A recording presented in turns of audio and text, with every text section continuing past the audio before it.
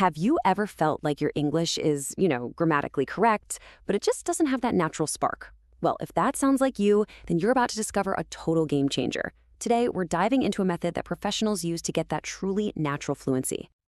You know the feeling, right? You've spent years, literally years, learning all the grammar rules. You've built up a great vocabulary.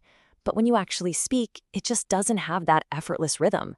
Maybe your speed feels a little off, or your sentences sound kind of stiff.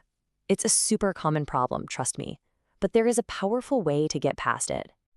And that secret is a technique called shadowing. Now, this isn't just about listening. Oh no. It's an active workout for your mouth, your ears, and your brain. And the best part, we're going to practice it together right now so you can feel the difference for yourself.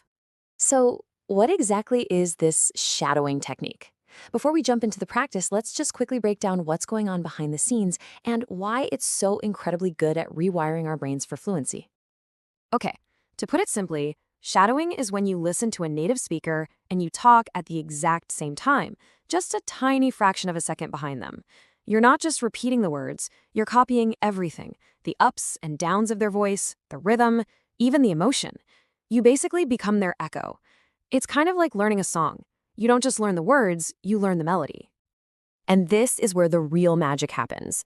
It's basically neurological training. You're literally building muscle memory in your tongue and lips for English sounds.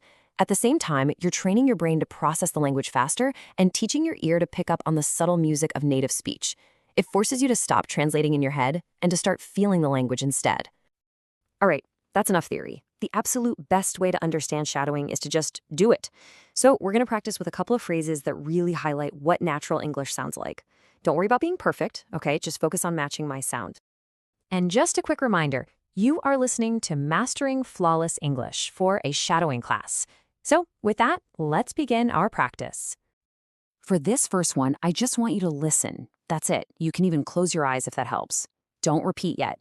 Just absorb the sounds, the rhythm, and the way my voice goes up and down in this next sentence. Who would have thought this technique could be so effective? Okay, let's break that down. Did you notice where the energy is? The stress? It's not flat at all. It has a melody. Listen one more time as I hit those peaks you see on the screen. Who would have thought this technique could be so effective? See that? That's the music we want to copy. All right, get ready. I'm going to say it one more time. Your job is to speak along with me, just a split second behind. Ready? Here we go. Who would have thought this technique could be so effective? Excellent work. Seriously, great job. Now, let's tackle another huge piece of the puzzle. Connected words. This next phrase is all about how native speakers kind of blend words together to make them flow. So first, just listen. Have you seen a draft of a report? So did you hear how the words connect?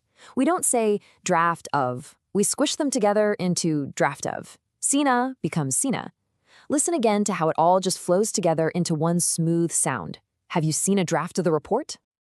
Okay, your turn to shadow this one. Really try to capture that smooth, connected sound.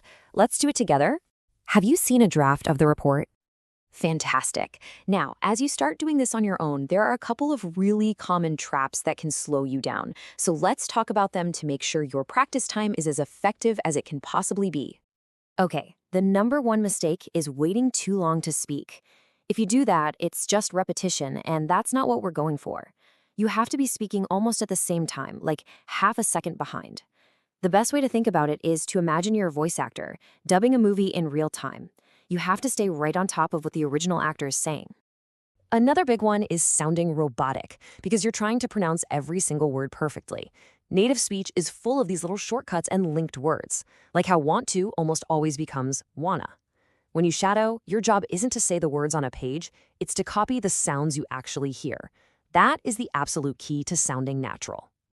Okay, so now you get the technique and you know the common mistakes to look out for. The next step? It's all about consistency. Seriously, just 5 to 10 minutes a day can make a massive, massive difference. So here's a simple plan to turn this into a powerful habit. You can build your skills up bit by bit. So maybe start with some slower news reports in week 1, just to get the clarity down. Then in week 2, move on to your favorite movie monologues to really practice intonation and emotion. Week 3, try shadowing some podcasts to nail the rhythm of a real conversation. And then in week 4, you can challenge yourself with an inspiring TED Talk to build up your speed and confidence. See? It's a step-by-step process that feels totally manageable. And as you get started on this journey, I really want you to remember this. This isn't about erasing your accent or sounding perfect. Not at all. It's about clear, confident communication that lets you express who you really are. Every single time you practice, it's a step forward. So enjoy the journey. And that's our deep dive into the power of shadowing. If this session was helpful for you, please consider hitting that like button and subscribing. It truly helps us get this content out to more learners who could really benefit from it. Thanks so much for practicing with me today, and I can't wait to see you in our next session.